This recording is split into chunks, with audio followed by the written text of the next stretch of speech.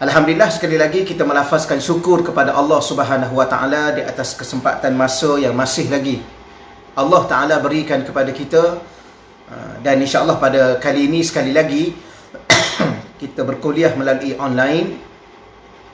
Dan untuk tuan-tuan dan puan-puan yang memiliki kitab, sambil-sambil kita menunggu jemaah kita yang lain ataupun sahabat-sahabat kita yang lain, kawan-kawan kita yang lain, saya nak minta kepada tuan-tuan dan puan-puan membuka muka surat 109, ya, muka surat 109. Seingat saya, wallahu a'lam lah, adakah saya pernah baca zikir-zikir ini ataupun belum. Kalau belum, ini kali pertama saya baca kepada tuan-tuan. InsyaAllah sebelum, saya ulang lagi sekali, sebelum kita menyambung kembali pembacaan kitab Hati yang Berzikir, pada pagi ini muka surat 69. InsyaAllah bagi siapa yang ada kitab, tolong buka dahulu muka surat 109, kerana sambil-sambil kita menunggu jemaah kita yang lain untuk bersama dengan kita pada pagi ini dalam kuliah online kita, kita baca zikir dahulu insyaAllah.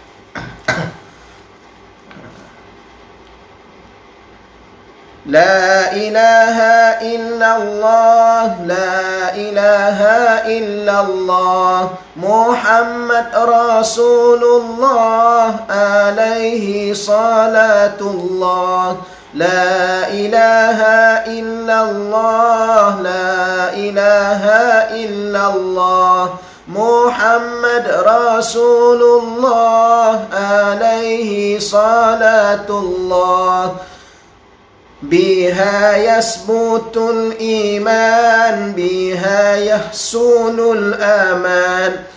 Karir ayyuhal insan, la ilaha illallah, la ilaha illallah, la ilaha illallah, Muhammad Rasulullah, alaihi salatullah. تكرارها ما أحلاه ما أبهاه ما أعلاه تدني العبد من مولاه لا إله إلا الله لا إله إلا الله لا إله إلا الله محمد رسول الله عليه صلاة الله لا إله إلا الله لا إله إلا الله محمد رسول الله عليه صلاة الله قد آتانا في الأخبار عن النبي المختار أن أفضل الأذكار لا إله إلا الله لا إله إلا الله لا إله إلا الله محمد رسول الله عليه صلاة الله اللهم صل وسلم وبارك عليه وعلى آله. Tuan-tuan muslim-muslimat yang dirahmati Allah sekalian, yang saya baca tadi pada kitab kita muka surat 109. InsyaAllah pada masa-masa akan datang nanti kita akan baca berserta dengan terjemahan dan huraian. Terjemahan dan huraian insyaAllah. Baik, pada pagi yang mulia ini tuan-tuan muslim-muslimat yang dirahmati Allah sekalian, sebelum tu saya nak pesan, oleh kerana kita berkuliah secara online ini, insyaAllah sama-sama kita kongsi, kita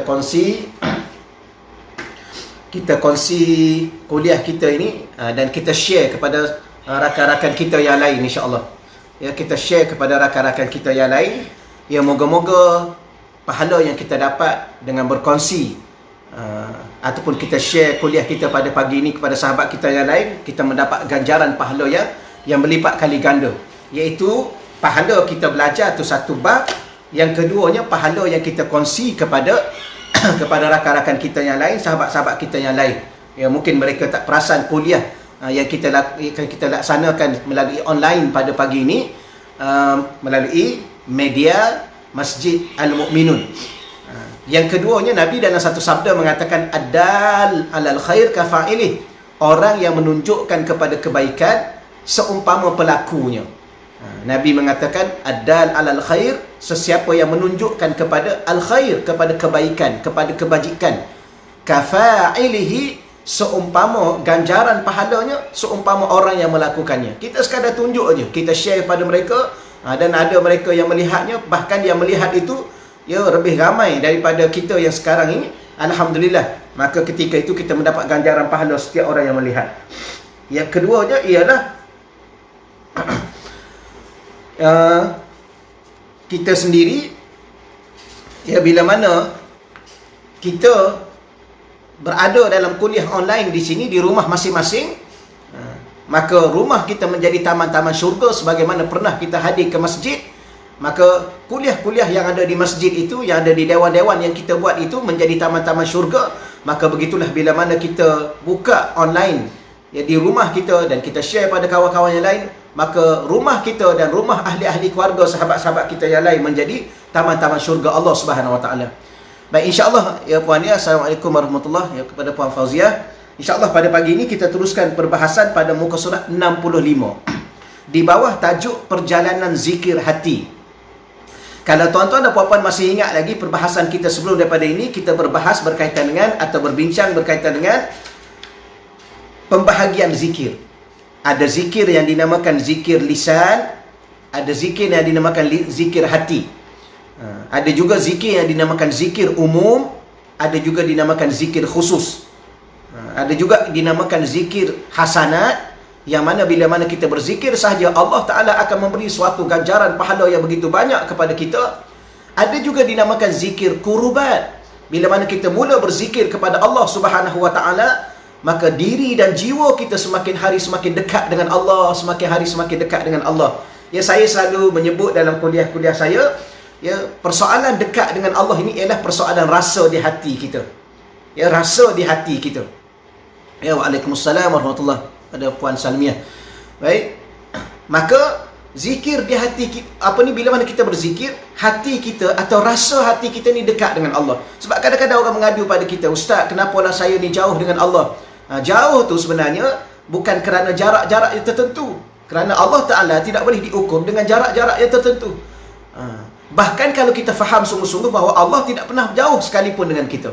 Allah Ta'ala ni Tuhan yang maha pemurah, Tuhan yang maha penyayang, Tuhan yang maha menjaga kita, memelihara diri kita, memberi rezeki kepada kita. Ya, maka Allah tidak pernah jauh daripada kita. Tapi kenapa kita sering kali merasai jauh dengan Allah? Kerana merasai jauh itu ialah pada sudut rasa. Itu saya sebut merasai jauh. Ya, dari sudut rasa. Maka bagaimana ingin mengembalikan rasa kita dekat dengan Allah Subhanahu Wa Ta'ala? Iaitu bila mana kita berzikir. Dan zikir apakah itu? Zikir hati. Sebab tu pada pagi ini insya-Allah kita akan berbincang atau kita akan berdiskusi berkaitan dengan perjalanan zikir hati. Baik, muka surat 65 saya baca dahulu. Berkata Hujjatul Islam Al-Imamul Ghazali rahimahullahu ta'ala, dari sudut membuat gambaran bagaimana bentuk perjalanan zikir. Bentuk perjalanan zikir yang dimaksudkan ialah zikir untuk menuju kepada hati kita.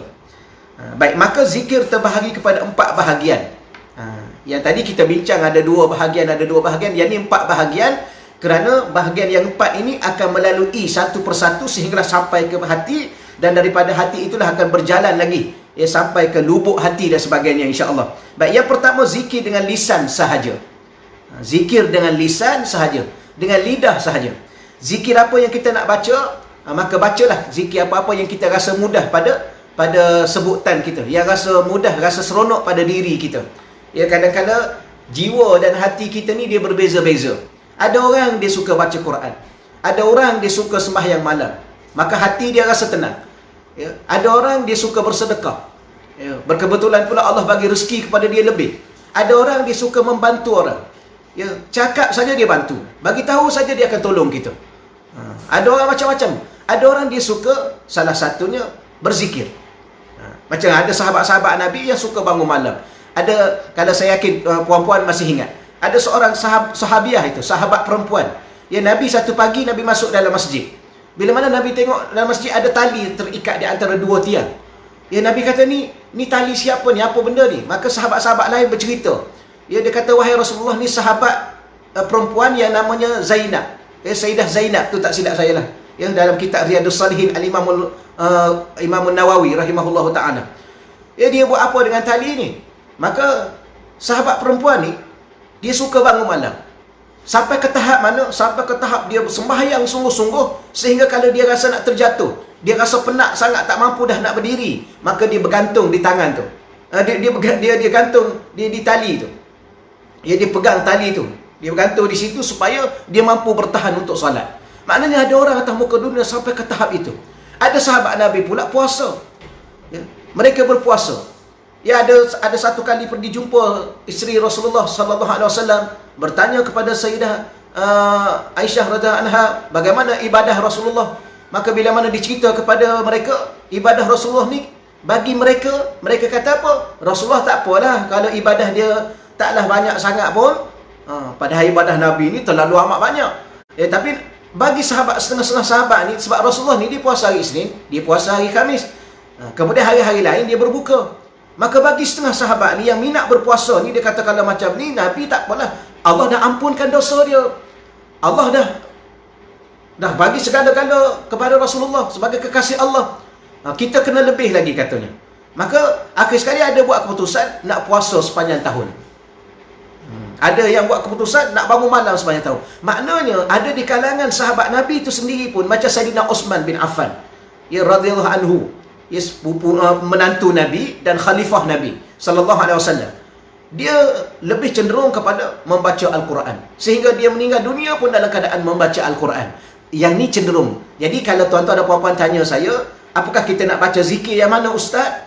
Kalau kita tidak ada seorang murabbi mursyid, iaitu seorang ulama yang arif billah, yang mana berkeahlian dalam membimbing kerohanian seseorang murid yang namanya murabbi mursyid, yang ni dia akan tentukan pada anak murid dia. Pagi baca zikir yang mana, petang baca zikir yang mana, seminggu sekali baca zikir yang mana. Yang tu. Tapi bagi kita ni yang tidak ada, kalaulah tuan-tuan dan puan-puan tak ada seorang ustaz, tak ada seorang murabbi. Ustaz ni bukanlah dia ustaz, ada juga ustaz yang bertaraf murabbi yang diberi izin oleh guru-gurunya. Tapi walau bagaimanapun, insya-Allah kita boleh terasa. Ada orang minat la ilaha illallah, maka zikirlah la ilaha illallah, la ilaha illallah, la ilaha illallah. Ada orang suka alhamdulillah, alhamdulillah, Allahu akbar, Allahu akbar, Allahu akbar, maka pilih sendiri. Tetapi perjalanan zikir yang pertama sekali ialah di lisan kita. Sebutlah zikir mana sekalipun. Itu kata Imam Ghazali. Baik, muka surat 65 ya, bagi tuan-tuan yang bersama dengan kita pada pagi ini. Baik, perkara yang kedua, zikir dengan hati berserta lisan secara paksa. Zikir dengan hati berserta lisan secara paksa. Baik, di saat lisan kita berzikir subhanallah, subhanallah, subhanallah, ataupun la ilaha illallah, la ilaha illallah, dia kadang-kadang zikir ni tuan-tuan yang dirahmati Allah sekalian, boleh kita baca secara biasa. Macam mana nak baca ustaz? Baca biasalah, subhanallah, subhanallah, subhanallah, subhanallah, subhanallah, Allahu akbar, Allahu akbar, Allahu akbar, la ilaha illallah, la ilaha illallah, la ilaha illallah. Ataupun boleh juga kita baca secara beralunan, alunan zikir. La ilaha illallah, la ilaha illallah, la ilaha illallah, Muhammadur Rasulullah. Boleh kita baca begitu, ia mengikut rasa hati kita. Sebab kadang-kadang hati ni dia benda perkara yang berkait dengan seni, benda yang halus, benda yang rasa.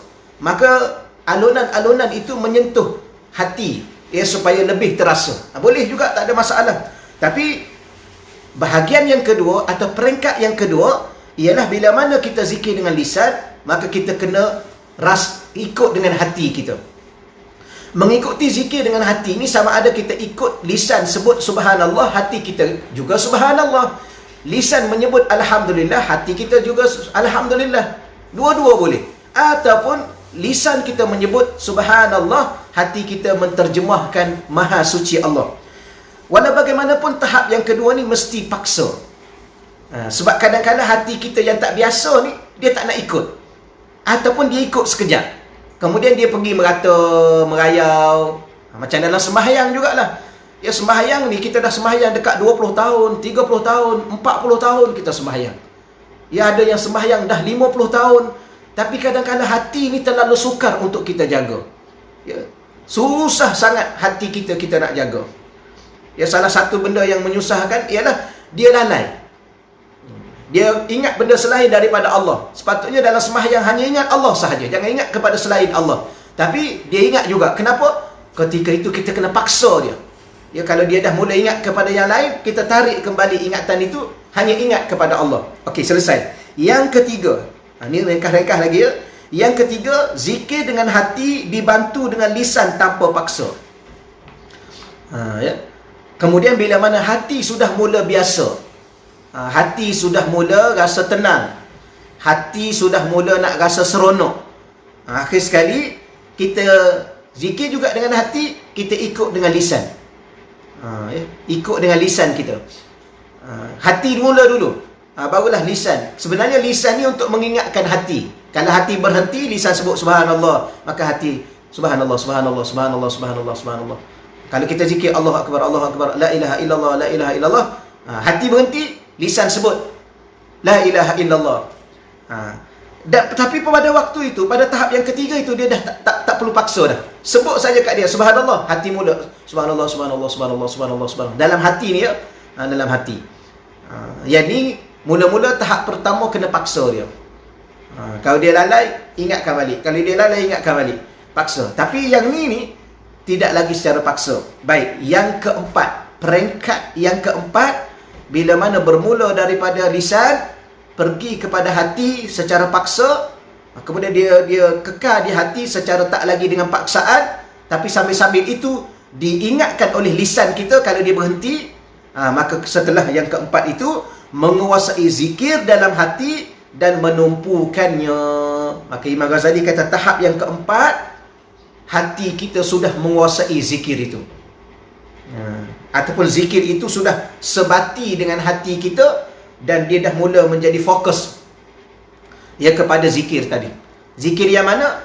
Yang mana-mana yang kita pilih untuk kita rasa selesa. Dan biasanya zikir la ilaha illallah, la ilaha illallah, la ilaha illallah, la ilaha illallah, la ilaha illallah. Cuma saya selalu bagi tahu bahawa hati ni antara zikir yang paling mudah. Zikir yang paling mudah, zikir yang paling ringan untuk disebut di hati, iaitu Allah, Allah, Allah, Allah, Allah, Allah, Allah, Allah. Tapi kadang-kadang bila mana kita sebut Allah, Allah, kadang-kadang hati kita dia terasa dengan sendiri. Ini sedikit pengalaman yang saya berkongsi dengan tuan-tuan dan puan-puan dah.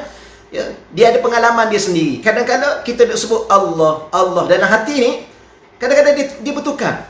Dia jadi la ilaha illallah, la ilaha illallah, la ilaha illallah, la ilaha illallah, la ilaha illallah, la ilaha illallah. Dia jadi dengan sendirinya begitu. Ataupun kadang-kadang dia jadi berselawat pula. Dia tukar. Allahumma salli ala sayyidina Muhammad, Allahumma salli ala sayyidina Muhammad, Allahumma salli ala sayyidina Muhammad. Ya, waalaikumsalam warahmatullahi ya kepada Puan Maznah ya. Alhamdulillah. Boleh insya-Allah ya. Kalau tuan-tuan dan puan-puan ada persoalan, oleh kerana kita kuliah secara online ni, dia lah duduk rumah masing-masing. Saya sendiri pun kadang-kadang rasa okey, kadang-kadang rasa janggal juga, sebab tak nampak yang belajar. Ya, nampak bilangan dia ada 39 orang kita pada pagi ni. 39. Kalau boleh kita share lagi supaya ramai lagi peserta dengan kita pada pagi ni yang akan dapat manfaat. Ada 40 orang insya-Allah. 41 orang. Alhamdulillah. Walau bagaimanapun, kalau tuan-tuan dan puan-puan ingin bertanya, tulis terus di ruangan komen, saya terus boleh menjawab. Supaya pengajian kita pada pagi ini ada dua hala. Ada apa panggil? Dua hala, bukan saya saja berbicara di sini. Dan saya tak ada masalah. Tuan-tuan nak tanya saja, tanya ajalah insya-Allah. Ya, saya insya-Allah saya akan jawab terus kepada tuan-tuan dan puan-puan di sini insya-Allah. Boleh ya? Cuma saya ulang balik yang tadi. Kadang-kadang hati kita ni dia seolah-olah dia perlu kepada sesuatu. Ada waktu dia perlu kepada zikir la ilaha illallah, la ilaha illallah, la ilaha illallah. Bila mana dah rasa, mungkin rasa tenang, rasa seronok dengan la ilaha illallah ini, kadang-kadang dia tukar Allah, Allah, Allah, Allah, Allah. Di saat ni pengalaman yang saya lalui lah. Walaupun tidak banyak pengalaman itu, yang pernah saya amal sikit sebanyak hasil daripada apa yang saya belajar. Sekali kadang-kadang kita duduk zikir Allah, Allah, Allah, Allah. Dia datang pula selawat. Allahumma salli ala sayyidina Muhammad, Allahumma salli ala sayyidina Muhammad, Allahumma salli ala sayyidina Muhammad. Kadang-kadang dia datang subhanallah, subhanallah, subhanallah, subhanallah, subhanallah. Mungkin sedikit kesimpulan pada pandangan saya lah, tuan-tuan dan puan-puan. Pada pandangan saya, mungkin hati kita ni sebenarnya sebagaimana kita makan jugalah. Saya pernah sebut, manusia ni ada lima unsur manusia ni. Jasad, roh, hati, akal, nafsu. Dan kelima-lima ni dia perlu pemakanan dia. Dia ada makanan dia. Dan kita kena jaga pemakanan dia. Sebagaimana jasad. Jasad ni dia makan. Dan makan tu pula, dia banyak kali dia makan masa-masa dia. Ada yang dinamakan sarapan. Ada yang dinamakan makan tengah hari. Ada yang dinamakan minum pagi. Ada yang dinamakan makan malam. Dan sebagainya. Dia ada waktu-waktu dia. Dan biasanya pada waktu pagi sarapan, dia makan lain. Dia makanan dia lain. Jasad ni, saya cerita pertama sekali jasad tu dulu. Jasad ni, dia perlu makan. Tetapi makanan dia ikut waktu. Dan waktu yang diikuti itu adalah lain.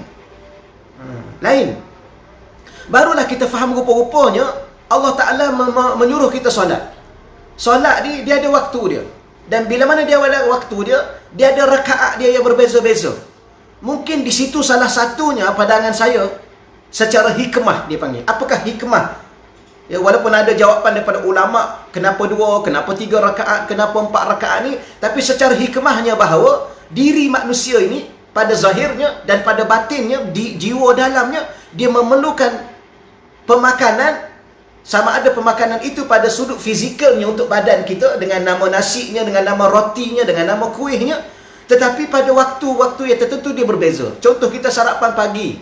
Biasanya sarapan pagi ni apa? Nasi lemak. Sarapan pagi ni roti canai. Tapi bila mana kita mula minum pagi. Minum pagi ni biasanya dia makan kuih-kuih. Tengah hari itu pula dia makan nasi. Kemudian dia ada minum petang. Minum petang tu pula apa pula?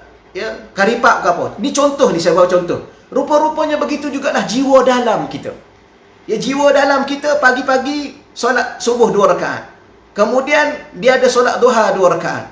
Kemudian dia tengah hari dia ada solat zuhur 4 rakaat. Kemudian dia ada apa? Solat asar masih lagi 4 rakaat. Kemudian dia solat maghrib dia jadi 3 balik. Ni bilangan-bilangan, ukuran-ukuran pada diri kita. Kemudian kita kata apa lagi? Hati kita. Samalah kita sekarang berbicara tentang hati. Maka hati ni, ada waktu dia nak zikir Allah, Allah. Ada waktu dia nak zikir la ilaha illallah. Ada waktu dia nak berselawat. Ada waktu dia nak berdoa kepada Allah. Ada waktu, banyak waktu-waktu itu, dia berubah-ubah. Mungkin pada pandangan saya secara hikmah, dipanggil hikmah. Apakah pengajaran di sebaliknya itu makna hikmah? Apakah benda yang boleh kita faham dari segi apa yang kita boleh fikirkan? Rupa-rupanya jiwa kita mempunyai ataupun memerlukan sesuatu yang berbeza. Boleh insya-Allah ya? Baik, kita teruskan lagi pada muka surat 65. Pembahagian zikir sebagaimana yang disebut oleh Imam Ghazali di atas. Yang tadi, bermula dengan lisan, kemudian dengan hati dan lisan secara paksa, kemudian dengan hati dan lisan tanpa paksa, akhirnya menguasai zikir itu dalam diri kita. Maka pembahagian zikir sebagaimana yang disebut oleh Imam Ghazali di atas, ia berkait dengan suatu gambaran proses perjalanan zikir yang bermula dengan lisan, seterusnya dengan zikir hati dan lisan, akhirnya zikir hati sahaja. Akhirnya zikir hati sahaja. Mula-mula lisan. Yang kedua, lisan dengan hati paksa. Kemudian lisan dengan hati ataupun hati dengan lisan secara tak lagi paksa dia. Akhir sekali hati sahaja. Boleh insya-Allah ya.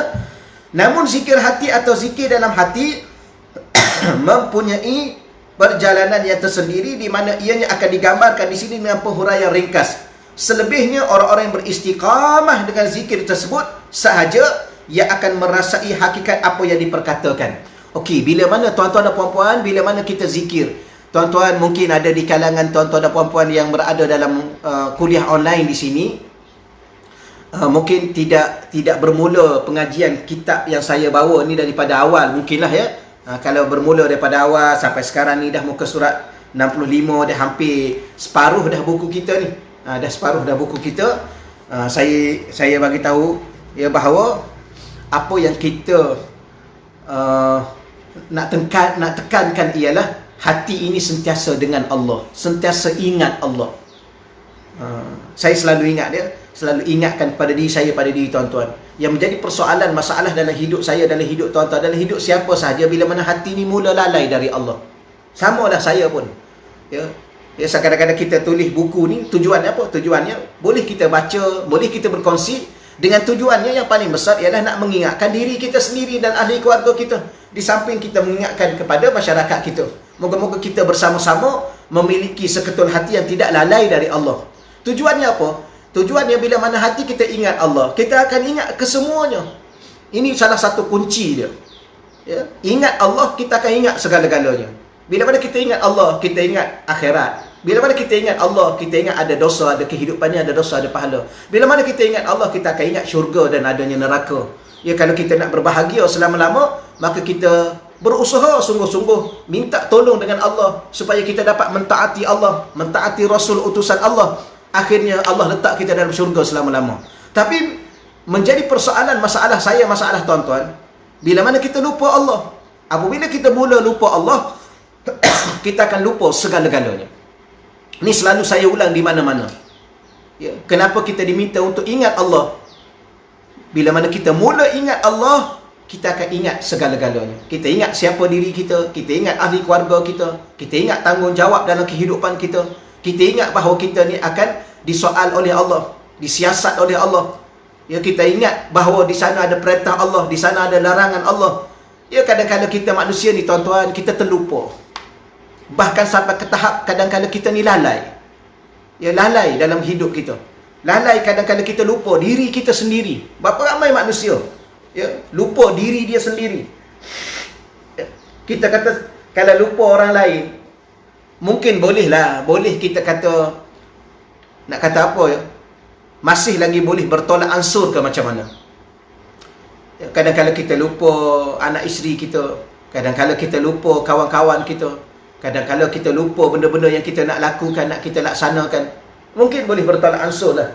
Tapi yang kita pelik sekali, lupa diri. Ya, kita sentiasa bersama dengan diri kita ni. Kemana saja kita pergi, kita pergi dengan diri kita. Tapi berapa ramai manusia dia lupa diri dia. Dia lupa diri dia sebagai hamba kepada Allah. Dia lupa diri dia dah umur dah 70 dah. Umur dia dah 60 dah. Umur dah 50 dah. Dia lupa. Dia lupa untuk dia menunaikan tanggungjawab dia. Ya, dia tidak sedar bahawa dia suatu hari nanti akan disoal oleh Allah, akan ditanya oleh Allah. Kalau dia tak mampu untuk menjawab, di alam barzahnya lagi dia akan diazab oleh Allah. Dan kita ni akan bertemu dengan kematian bila-bila masa. Tapi ada orang dia lupa. Ya, dia suka hati dia nak cakap, dia cakaplah apa yang dia suka, dia nak apa. Sekadang-kadang dia buat tanpa dia ingat kepada Allah. Ni salah satunya. Jadi kadang-kadang orang tanya juga, Ustaz, banyak Ustaz cakap akhir-akhir ni pasal zikir. Zikir ni sebahagian daripada ibadah saja Ustaz, dia kata. Sebahagian kecil saja. Kenapa tak bercakap soal-soal yang lebih besar? Sebenarnya zikir ni dah benda yang paling asas. Kenapa kita sembahyang? Sebab nak ingat Allah. Siapa bagi tahu? Allah sendiri yang memberitahu kepada kita, aqimis salata li zikri. Hendaklah engkau dirikan solat supaya kamu ingat kepada aku. Dirikanlah solat supaya kamu ingat kepada aku. Kenapa kita baca Quran? Sebab nak ingat Allah. Ya, baca Quran itu ingat Allah. Kenapa? Kerana Al-Quran itu juga diberi nama adalah Az-Zikru. Quran salah satunya ialah Az-Zikir. Ingat Al-Quran, baca Quran, ingat Allah. Apalagi berdoa. Kenapa kita nak berdoa? Ya, kerana kita ingat Allah, bahawa Allah tempat kita meminta. Apa lagi? Kenapa kita pergi ibadah haji? Ya, kerana bila mana kita pergi ibadah haji, kita akan rasa dekat dengan Allah. Ya, rasa amat dekat dengan Allah. Kerana di situ ada Baitullah, ada rumah Allah. Kita pergi pula ke Madinah. Kenapa pergi Madinah? Sebab nak ingat Allah dan Rasulnya. Kerana ingat Allah tanpa Rasul tak boleh. Ingat Rasul mesti ingat Allah. Kerana Rasul itu utusan Allah. Maka rupa-rupanya, ya, setakat pandangan saya lah, antara benda kunci yang paling besar setelah kita solat, setelah kita baca Quran, setelah kita bersedekah, setelah kita pergi ibadah haji, ibadah umrah, setelah kita apa? Kita baca Quran, kita bangun malam. Kesimpulannya semua itu adalah untuk ingat Allah. Sebab itu dalam sembahyang, benda yang paling dimurkai oleh Allah ialah lalai. Benda yang dikehendaki oleh Allah dalam sembahyang itu ialah khusyuk. Macam mana nak khusyuk? Khusyuk itu ialah ingat Allah. Kalau lalai, apa makna lalai? Lalai itu ialah lupa Allah. Lupa rakaat sembahyang, lupa dalam bacaan-bacaan sembahyang. Itu sebenarnya kunci dalam kehidupan kita. Saya ulang lagi sekali. Siapa yang ingat Allah, dia akan ingat segala-galanya. Tapi siapa yang lupa Allah, dia akan lupa segala-galanya termasuk dirinya sendiri. Boleh insya-Allah ya? Itu yang dikatakan kuncinya. Dan macam mana nak cerita selebihnya? Itu saya tulis. Selebihnya, orang yang beristiqamah, yang ada komitmen dengan zikir, sahaja yang akan merasai hakikat apa yang sedang kita bicarakan ini. Ya. Adalah sedikit, ya, kita rasa, bukanlah kita nak kata banyak sangat berzikir, tapi kita rasa sesuatu yang mungkin memberi suatu jawapan kepada kita suatu kali sehari nanti. Ya Allah, mungkin inilah hasil daripada apa yang aku berzikir. Tak mampu untuk kita luahkan, tak mampu untuk kita cakap kepada orang lain kerana masalah rasa ni, maka sendirilah yang akan merasai. Okey, selesai di situ. Jadi bila mana zikir itu berpindah kepada hati, bermula di hati itu pula lah dia akan berjalan, dia akan bergerak. Dia tidak sekadar berada di hati, kerana hati itu sendiri dia ada lapisan-lapisannya. Dia ada kulitnya dan dia ada isinya. Sebagaimana kita bercakap dalam bahasa percakapan harian, harian ni dia ada apa? Hati kecil, dia ada hati besar. Kadang-kadang kita sebut ada lubuk hati, iaitu hati yang dalam tu. Dia akan bergerak sehingga ke tahap itu. Sebab ada orang bertanya pada kita, Ustaz, saya rasa hati saya ni dah kira okey dah, tapi kadang-kadang dia lalai juga. Kerana kedudukan zikir itu yang berada di hati kita hanya berada pada lapisan kulit. Dan lapisan kulit hati ni, lapisan luar ni, dia kulit, dia ada beberapa lapis kulit. Jadi kita baca di sini terus. Baik, terjemahannya tuan-tuan, masih lagi muka 65, bahasa Arab berada pada muka 65. Terjemahannya pada muka surat 66. Baik, qala hujjatul Islam Al-Imam Al-Ghazali rahimahullahu ta'ala. Masih lagi kita berbicara berkaitan apa yang disebut oleh Imam Ghazali. Wa alam, ketahuilah, annahu qadin kasyafa li arbabil basair, sesungguhnya telah dikasyafkan ataupun telah disingkapkan kepada ahlul basirah. Basair plural kepada perkataan basirah. Baik, saya ulang lagi sekali, dan saya yakin tuan-tuan masih ingat, Allah Ta'ala ni dianugerahkan kepada kita ada dua jenis mata. Pertama, mata yang kasar ni, mata ni. Mata ni bahasa Arab disebut basarun. Basara, basarun, basar. Kita ada satu lagi, mata hati. Mata hati kena tambah dua huruf. Basiratun, tambah huruf ya, tambah huruf ta marbutah. Basiratun. Ya, basirah. Perkataan mufrad. Perkataan banyaknya basair. Yang ni. Maka Imam Ghazali mengatakan, ketahuilah bahawa sesungguhnya telah disingkapkan kepada orang-orang yang telah diberi oleh Allah atau telah disingkapkan oleh Allah mata hati mereka. Dia begini, Allah Ta'ala bagi kepada kita hati. Hati ni dia ada mata dia. Dan mata ni sebenarnya boleh melihat. Tetapi ada waktu-waktu dia tak nampak. Tak nampak ni bukan kerana dia tak mampu melihat. Dia lihat tapi dia disingkapkan oleh sesuatu. Macam mata kita. Kita nampak tak? Nampak. Tapi kalau kita duduk dalam rumah masing-masing, kita nampak tak benda yang kat luar? Kalau pandangan mata kita terdinding dengan lansir, kalau pandangan mata kita terdinding dengan atau terhijab dengan dinding yang ada kat depan, maka tak nampak. Begitulah mata hati kita.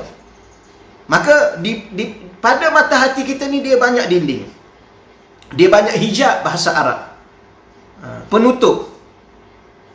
Maka kita kena angkat, kita kena berusaha untuk diangkatkan hijab ini, disingkapkan dinding-dinding ini, penutup-penutup ini.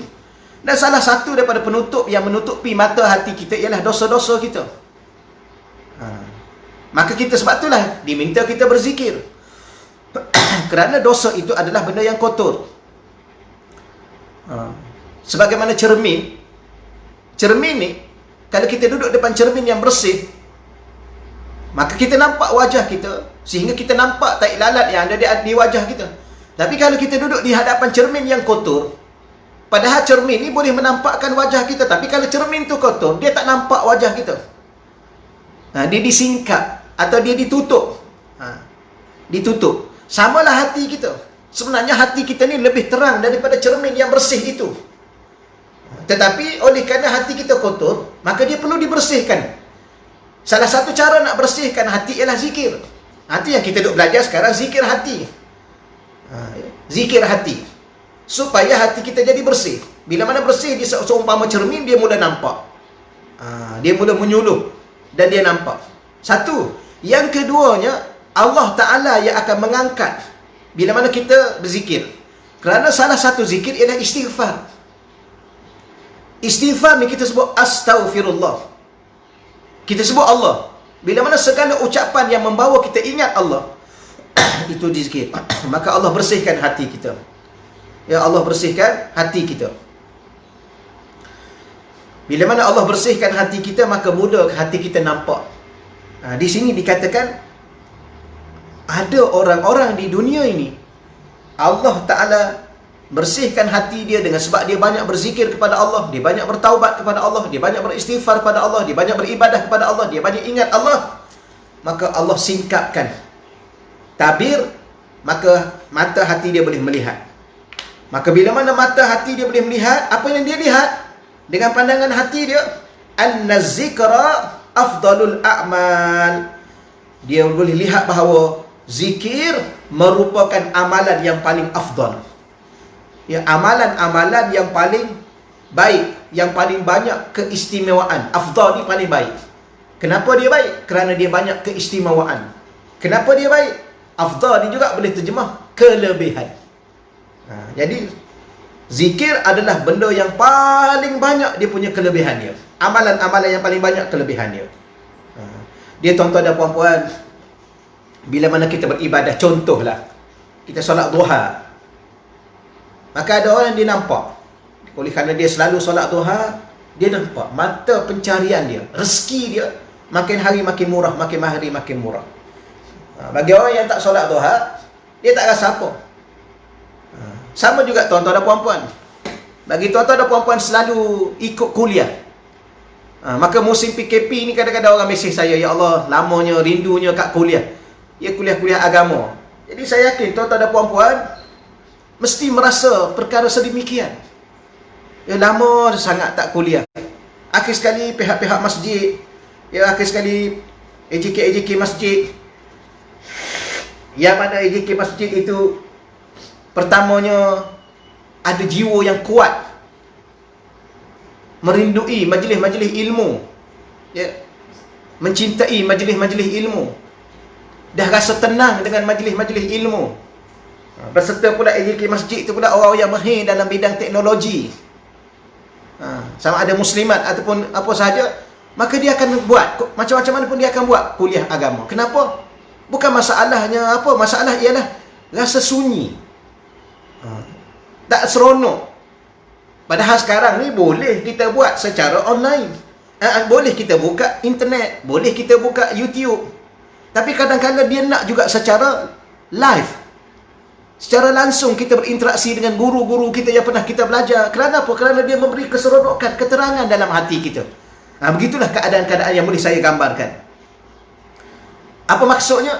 Bila mana kita dah melalui satu kehidupan berzikir, kita melalui satu kehidupan membaca Quran, satu ibadah bersolat malam, kita dah mula dibuka oleh Allah, kita nampak kelebihan itu. Beginilah yang dikatakan, sesungguhnya telah dibuka kepada orang-orang yang melihat dengan mata hati mereka, bahawa zikir adalah merupakan amalan yang paling afdal nak dibandingkan dengan amalan-amalan lain. Ya. Walakin, akan tetapi, lahu aidan, bagi zikir itu juga kusyurun salasah, ada 3 kulit. Kusyurun salasah, ada 3 lapisan. Bila mana kita mula berzikir, yang mana zikir itu sudah berada di hati kita, maka dia mula, ataupun kita mula zikir dengan lisan kita, boleh ya? Dia mula meresap ke dalam hati kita, maka bermula di hati kita ni dia dah mula nampak bagaimana bentuk perjalanan hati itu. Jadi saya ulang lagi sekali. Pertama, zikir adalah amalan yang paling afdal, yang paling banyak kelebihan, yang paling banyak keistimewaan daripada amalan-amalan lain. Sebab tu sembahyang itu juga untuk tujuan berzikir pada Allah. Akan tetapi ada satu benda yang kita kena faham untuk menambahkan, supaya kita nampak perjalanan zikir ini, iaitu lahu aidan kusyurun salasah, baginya ada 3 lapisan kulit. Ba'duha aqrabu lilubbin. Ba'duha, setengahnya atau sebahagiannya, atau ada setengah yang dikatakan kulit itu lebih dekat dengan isinya. Min ba'din, nak banding dengan yang lain. Walahu labbun, walahu lubbun wara'al kusyuri salasah.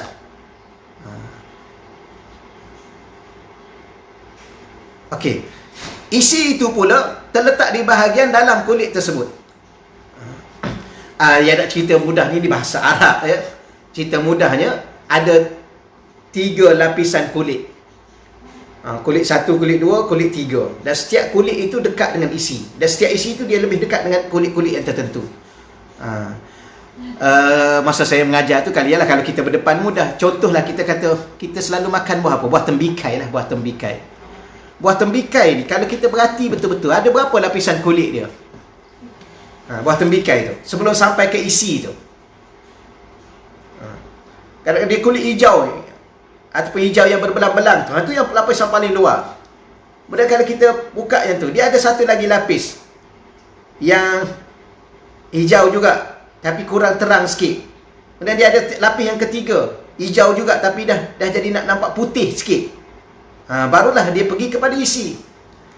Allah Ta'ala ni mencipta sesuatu yang ada di hadapan kita ni, memberi suatu gambaran tentang diri kita, tentang kehidupan kita. Ya. Bagaimana makhluk-makhluk Allah dicipta ni semuanya untuk kita. Tu kalau kita faham apa yang telah dicipta oleh Allah. Begitulah keadaannya. Ada 3 lapis, dan setiap lapisan itu akan menuju ke isi. Dan isi itu dia berdekat dengan kulit yang satu. Dia jauh sikit dengan kulit yang kedua, dia jauh sikit dengan kulit yang ketiga. Apa nak diberitahu kepada kita sedikit gambaran. Ya, nak cerita satu-satu ni masing-masing kita cuba berzikir, kan kita berasa gambaran bagaimana bentuk kalau zikir itu ada dalam hati kita. Saya ulang lagi sekali tuan-tuan dan puan-puan, sebab ramai yang mengadu, susahlah ustaz. Hati niat sentiasa dengan Allah, dan sembahyang pun lalai, baca Quran pun lalai, berdoa pun ada orang berdoa, kan? Tangan dia angkat, mulut dia amin amin amin, hati dia entah ke mana pergi. Tisko pergi balik rumah, duduk dalam masjid tapi hati duduk kat rumah. Mulut duk amin amin tapi hati duk ingat tom yam, duk ingat itu, duk ingat ini, duk kuat macam-macam. Macam mana ustaz nak buat ni? Maka inilah jawapan yang sekarang yang kita sedang belajar tuan-tuan dan puan-puan, iaitu ingatan hati kita masih berada pada kulit lapis yang pertama, atau berada pada lapis yang kedua. Dia tidak masuk kepada isinya betul-betul. Ini yang kita sedang bahas. Okey, kita teruskan lagi. Wa innama fadlul kusyur likauniha tariqan ilaihi. Kulit juga tetap mempunyai kelebihan kerana ia merupakan jalan menuju isi. Ini apa yang disebut oleh Imam Ghazali, menambahkan pada kita. Kalau macam tu perlu tak kulit? Ya, sebagaimana buah yang kita cerita tadi. Mana ada buah yang ada isi saja tanpa kulit? Ya. Buah yang isi saja tanpa kulit. Allah Ta'ala ni maha agung, maha hebat, maha bijak. Dia akan mencipta benda itu begitu teliti. Dan Allah Ta'ala ni Tuhan yang maha berilmu. Maka setiap benda yang dia cipta mesti dengan ilmu. Maka salah satu yang kita tengoknya, Allah Ta'ala mencipta buah-buahan. Semua buah-buah ni ada kulit. Cuma yang manusia, buah apa yang kuih tu, ada kuih namanya buah bahulu ke apa. Itu yang tak ada kulit. Itu yang manusia cipta. Manusia ni dia lemah. Okey, selesai. Lihat muka surat 66. Ni kita detailkan. Kita detailkan. Baik. Fal qashrul a'la minhu zikrul lisan faqat. Ni dikembali balik. Al qashrul a'la, kulit yang paling luar, lapis kulit yang paling luar. Okey ya? Ialah zikir dengan lisan sahaja. Jadi rupa-rupanya orang yang ambil tasbih atau tak ada tasbih, atau dia ikut imam selepas daripada solat, dia ikut imam selepas daripada solat, dia baca apa? Dia baca la ilaha illallah, la ilaha subhanallah, subhanallah, subhanallah. Maka selama mana zikir itu berada di lisan dia, itu namanya zikir kulit. Kulit yang mana? Kulit yang paling luar sekali. Sebab tu kadang-kadang mulut sebut subhanallah, subhanallah, tapi kesan tak ada. Kesan dalam merubah kehidupan dia. Tuan-tuan masih ingat lagi apa yang saya cerita tu? Mungkin saya kata dah banyak kali saya cerita, saya ulang lagi sekali lah. Sebab ada kaitan. Ada seorang ni, dia nak musafir. Dan dia nak ikut satu rombongan. Ya. Itu betul Puan Nurziah ya. Buah Melaka. Tak ada kulit juga ya. Terus ambil makan saja. Biasanya buah-buah ni dia kena kupas dulu. Baik, satu kali saya cerita lagi sekali. Ada seorang ni, dia nak musafir. Dia nak ikut satu rombongan. Tetapi sebelum tu dia pergi menasihat, dia pergi minta nasihat kepada seorang ulama. Kerana dia tahu, ya pada zaman dia tu, kalau ikut rombongan musafir, kabilah mana-mana, biasanya akan kena rompak. Pada zaman itu. Dia pergi minta nasihat, wahai ulama, saya ni nak musafir, nak ikut satu rombongan. Seandainya, atau jikalaulah, ya rombongan saya ni dirompak, apa yang saya nak baca? Zaman dulu tuan-tuan, orang begitu dekat dengan para alim ulama. Harap-harap Allah Subhanahu Wa Taala merezekikan kepada kita, kepada anak cucu kita sentiasa dekat dengan para alim ulama. Oleh kerana para alim ulama tu dah tak ramai, dengan ustaz-ustaz lah. Ustaz ni pun sebenarnya kena dekat juga dengan para alim ulama, kena belajar, jangan berhenti belajar. Zaman dulu begitu. Nak buat sesuatu pergi minta pandangan ulama. Termasuklah dia nak musafir. Maka bila mana dia nak musafir, dia tanya, wahai ulama, aku nak ikut rombongan ini kan? Seandainya aku aku dirompak, kami rombongan dirompak, apa yang kami nak baca? Yang peliknya, ulama tu kata, kamu sebut nama aku. Masa perompak tu duk rompak, duk rampah barang-barang, kalau sampai ke tempat kamu, giliran kamu untuk dirompak barang-barang kamu sebut nama aku.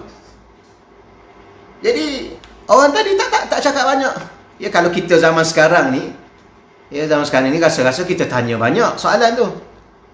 Kenapa sebut nama tuan? Kenapa kena sebut nama ustaz? Kenapa kena sebut nama syekh? Kenapa? Kenapa tak sebut nama Allah? Kenapa tak ada baca waja'anna min baini aidihim sadda, ataupun baca bismillahillazi la yadurru? Kenapa tak baca?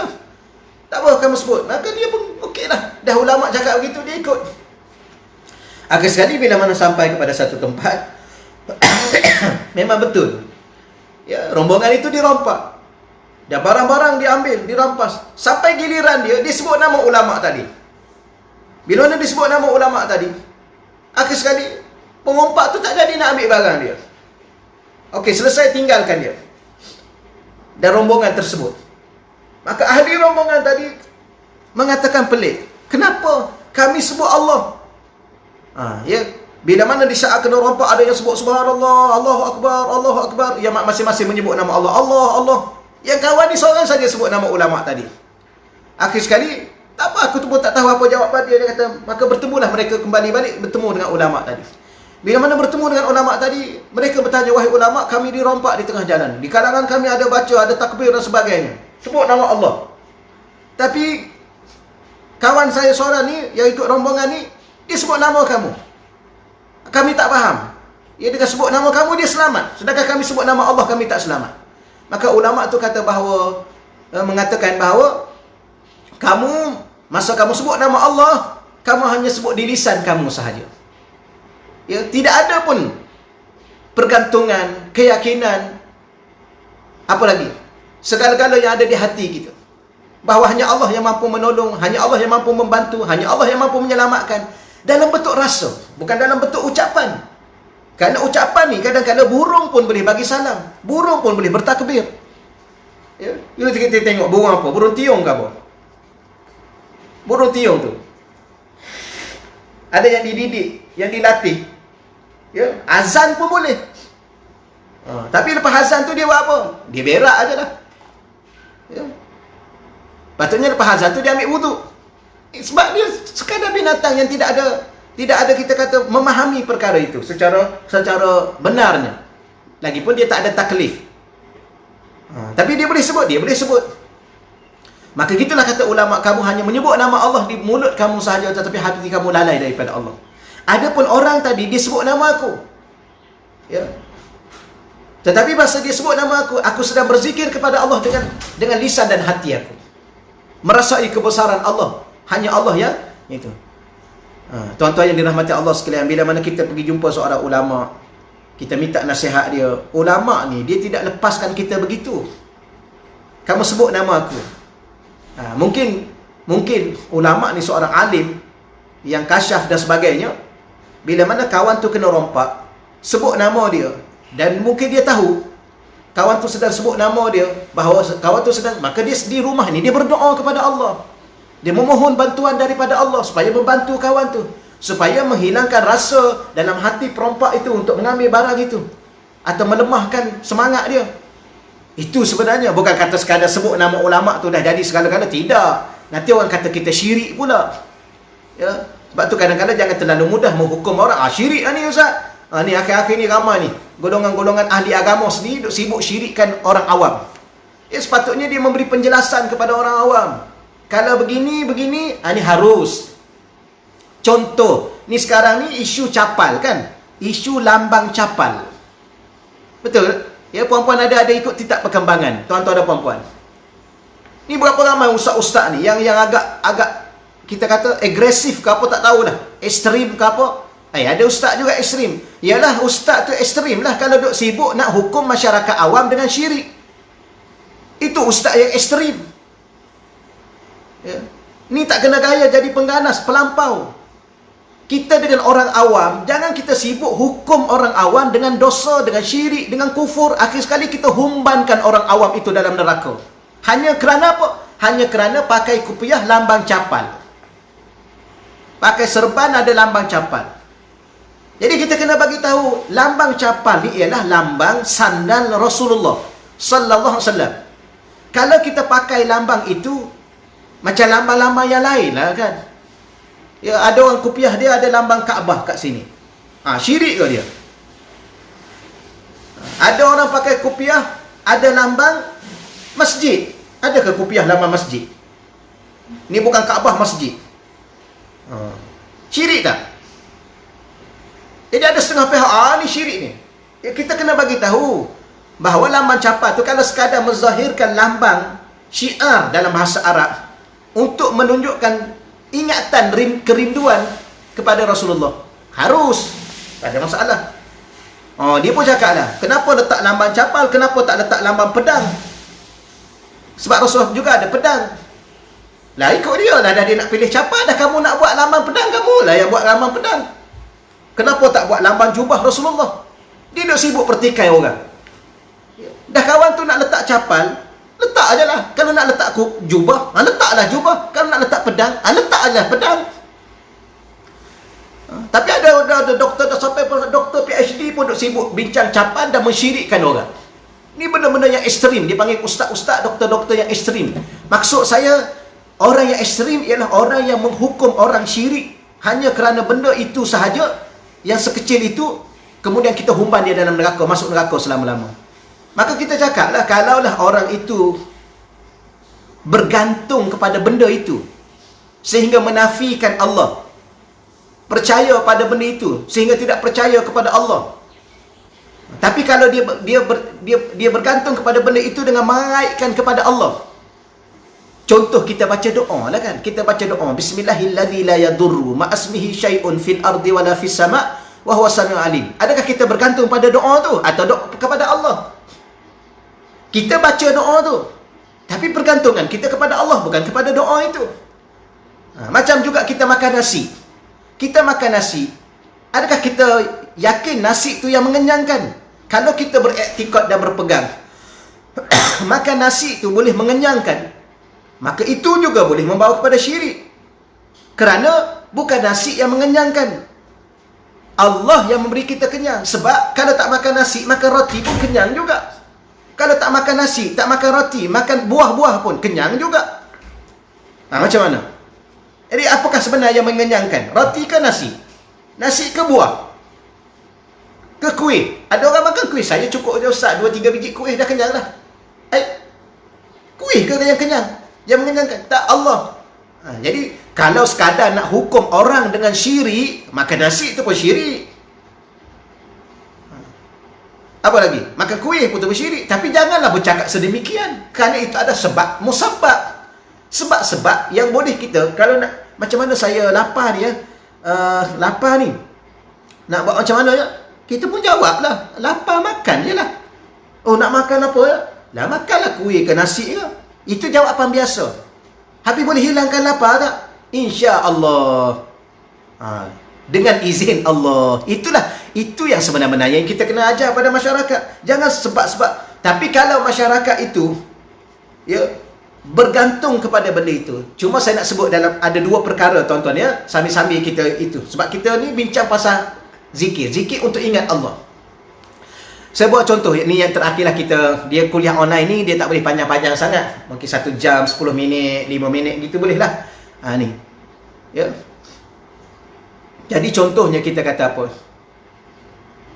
Kita kata dalam agama ni ada dua perkara. Pertama, syariat. Apa makna syariat? Ya, saya yakin tuan-tuan dan puan-puan sudah cukup faham. Ini syariat Islam. Ia mengatakan yang ni wajib, yang ni sunat, yang ni haram, yang ni perintah, yang ni larangan. Ni syariat Islam. Kefarduan, larangan-larangan ni syariat. Hukum hakam itu syariat. Satu lagi, syiar. Allah sebut dalam Quran, "Waman yu'azzim sya'airallah." Siapa-siapa yang membesarkan syiar-syiar Allah, lambang-lambang kebesaran Allah. Ada syariat, ada syiar. Dua-dua huruf shin. Syariat Allah kita patuh. Yang dilarang kita tinggal, yang diperintah kita laksanakan. Itu syiar. Itu syariat. Satu lagi, lambang kebesaran Allah. Apakah lambang kebesaran Allah? Yang pertama sekali Rasulullah. Itu syiar Allah. Dia adalah utusan Allah yang mewakili Allah untuk mengajar manusia menyembah Allah. Yang kedua ialah Al-Quran. Al-Quran itu adalah kalam Allah yang dibawa oleh Rasulullah. Yang ketiga Kaabah. Rasulullah lahir di situ.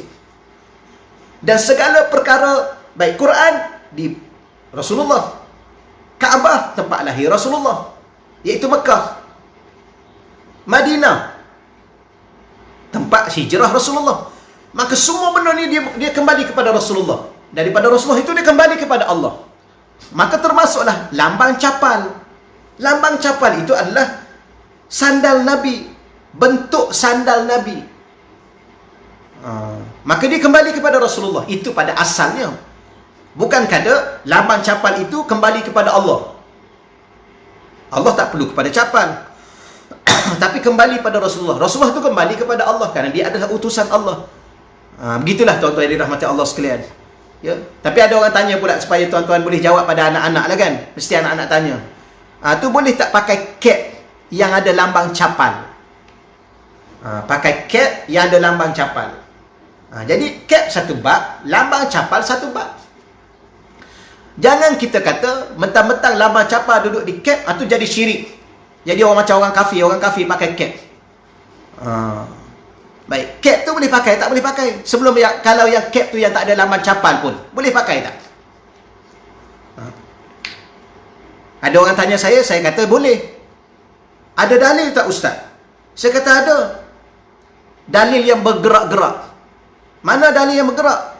Saya kata mufti Perlis tu pakai cap tengah malam di kota London ke mana, tak tahulah. Berserta dengan ahli-ahli jawatan kuasa fatwa dia. Kerana apa saya sebut sedemikian? Kerana Mufti Perlis ni salah seorang daripada orang yang begitu tegas dalam bab-bab tertentu. Katanya, Saya tak tahu. Saya tak pernah belajar dengan dia, tapi kita tengok perkembangan-perkembangan dia. Yang ni tak boleh, yang ni tak boleh, semua tak boleh. Semua tak boleh. Akhir sekali, dia pun pakailah cap di tengah malam berserta dengan ahli majlis fatwa dia. Dia ada gambar dia. Saya pun dapat orang bagi kat saya juga. Saya tak kisah. Tapi saya nak bagi tahunya, kalau dah orang yang begitu katanya bertegah dalam bab itu, yang ni tak boleh bid'ah, yang ni tak boleh bid'ah, semua dia kata bid'ah, akhir sekali dia pakai cap. Bila mana dia pakai cap berserta dengan ahli majlis fatwa dia yang pakar hadis tu pun pakai cap, maka maknanya cap tu boleh. Ya, cap tu boleh pakai. Habis apa masalahnya? Masalahnya bila mana cap tu ada lamban capal. Dah jadi tak boleh dah. Kenapa pula tak boleh? Ya, sebab cap boleh diletak apa-apa lambang. Maka hukumnya boleh harus. Kenapa kita letak lambang tu? Kerana nak mengingati Rasulullah. Tapi kenapa kita nak letak lambang tu? Sebab kita nak tiru orang kafir. Sebab orang kafir ada lambang, kita kena ada lambang. Ya tu tak boleh. Jadi sekadar itulah kita perjelaskan kepada masyarakat. Jangan pula siapa-siapa yang pakai cap haram, syirik, masuk neraka semua sekali. Sudah. Yang benda-benda begini ni akan merugikan masyarakat dan menyebabkan kita jadi seorang ustaz yang agresif menghukum masyarakat. Sepatutnya masyarakat jangan dihukum, tapi dibimbing dengan hukum-hukum Islam. Bukan menghukum mereka dengan hukum Islam, tak. Dibimbing supaya mereka memahami dan mengikuti hukum Islam. Ya, jangan terlalu cepat menghumar orang dalam neraka. Ni antara benda tu. Sebab tu kita kalau kita ingat Allah, apakah tujuan Allah cipta manusia? Untuk Allah bawa manusia ke syurga. Untuk beriman pada Allah, beriman dengan Rasulullah dan bawa ke syurga. Kenapa Allah utus Rasul-Rasul? Supaya Rasul-Rasul itu bimbing manusia masuk syurga. Tiba-tiba kita menjadi pendakwah yang mewakili Rasulullah, mengganti tugas-tugas Rasulullah, kita pula duk sibuk humban orang dalam neraka. Inilah antara benda-benda yang kita kena faham. Kenapa? Sebenarnya kita sendiri yang bernama ustaz ini pun kena banyak ingat Allah. Bila mana mengingat Allah, Allah itu pemurah, Allah itu penyayang. Dan kalau kita bagi amaran kepada masyarakat pun bukan kerana kita nak menghumban masyarakat dalam neraka, tapi nak menyelamatkan mereka, membawa kita, diri kita, keluarga kita bersama masyarakat ke syurga, insya-Allah. Okeylah, setakat tu dahululah insya-Allah kuliah kita pada pagi ni. Sebab perbahasan ni banyak lagi dan panjang lagi. Jadi untuk hari ni sekadar gambaran, saya tunjuk gambaran. Beginilah bila mana kita mula berzikir, zikir itu akan bergerak sampai ke lubuk hati, ke yang dinamakan isi hati kita, sehingga pada waktu itu dia tidak lagi lupa kepada Allah dalam sembahyang, dalam baca Quran dan sebagainya. Wallahu a'lam. Ada soalan tak ni? Saya bagi masa dalam 2-3 minit. Kalau ada soalan daripada tuan-tuan dan puan-puan. Kalau tak ada, kita tangguh di sini dululah insya-Allah. Kita bertemu pula dalam pengajian-pengajian yang akan datang, nanti akan dimaklumkan oleh pihak masjid. Terima kasih pada akak yang bahagian muslimat. Saya ni kadang-kadang nama ni kadang-kadang ingat, kadang-kadang lupa. Walau bagaimanapun, terima kasih pada bahagian muslimat, Biro Dakwah Muslimat, pengajian muslimat, yang terima kasih juga pada Tuan Haji yang add saya semalam dalam grup media masjid, untuk sama-sama kita online kuliah pada pagi ini. Ya, moga-moga Allah Ta'ala redha dengan kita semua insya-Allah. Terima kasih juga kepada tuan-tuan dan puan-puan yang bersama dengan media Masjid Al-Mu'minun dalam kuliah online Hati yang Berzikir. Ya, setakat itu dahulu kita sama-sama doa. Auzubillahi minasyaitonirrajim. Bismillahirrahmanirrahim. Wassalatu wassalamu ala asyrafil anbiya'i wa mursalin wa ala alihi ajma'in.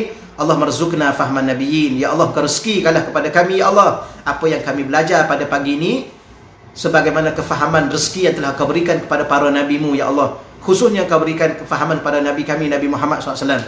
Ya Allah, setelah kau bagi kami faham ya Allah, Engkau berilah kepada kami amalan-amalan agar kami mampu beramal, dan kau rezekikanlah kepada kami, anugerahlah kepada kami, dan jadikanlah hati kami, hati anak isteri kami, hati ahli keluarga kami ya Allah, hati-hati yang sentiasa berzikir kepadamu dan ingat kepadamu ya Allah, khususnya di saat kami solat, saat kami baca Quran dan berdoa, supaya hati kami sentiasa khusyuk padamu ya Allah. Ampunkanlah dosa-dosa kami ya Allah, permudahkanlah segala urusan dunia dan akhirat kami ya Allah. Ampunkanlah dosa ibu bapa kami ya Allah. Dan ya Allah, kau ringankanlah ujian-ujian yang sedang kami lalui ini ya Allah. Dan seandainya ya Allah, Engkau berilah kepada kami ya Allah ujian ini sebagai suatu perkara yang akan membawa diri kami lebih dekat denganmu ya Allah. Engkau angkatkanlah musibah-musibah yang ada pada kehidupan kami, ya Allah, khususnya kami di Selangor ini, ya Allah. Engkau ringankanlah, ya Allah. Engkau sihatkanlah orang yang kena COVID, ya Allah. Engkau selamatkanlah kami dan keluarga kami dan seluruh masyarakat kami daripada ujian COVID-19 ni, ya Allah. Rabbana atina fid dunya hasanah, fil akhirati hasanatan wa qina azabannar. Wa sallallahu ala sayyidina Maulana Muhammad walhamdulillahi rabbil alamin.